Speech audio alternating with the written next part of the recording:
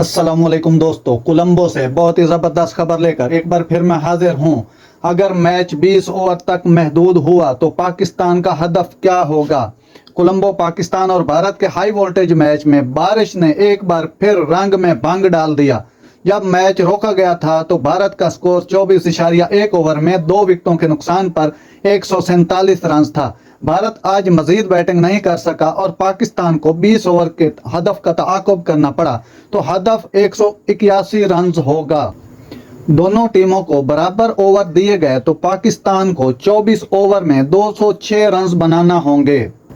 याद रहे, पाकिस्तान ने सुपर 4 मरहले का पहला मैच लाहौर में बांग्लादेश के खिलाफ बहुत ही जबरदस्त तरीके से जीता था और उन पाकिस्तान के पास 2 पॉइंट मौजूद हैं। और भारत के साथ अगर मैच ड्रा हो जाता है, टाई हो जाता है, अगर कल बारिश नहीं खेलने देती तो पाकिस्तान के पास ये तीसरा पॉइंट आ जाएगा। इस तरह पाकिस्तान फाइनल की दौड़ में सबसे आगे और पाकिस्तान के चांसेस ज्यादा हो जाएंगे फाइनल खेलने के। नादरीन, मेरा ये वीडियो अगर आपको अच्छा लगा है तो मेरे चैनल को सब्सक्राइब जरूर करके जाइएगा। अल्लाह हाफिज।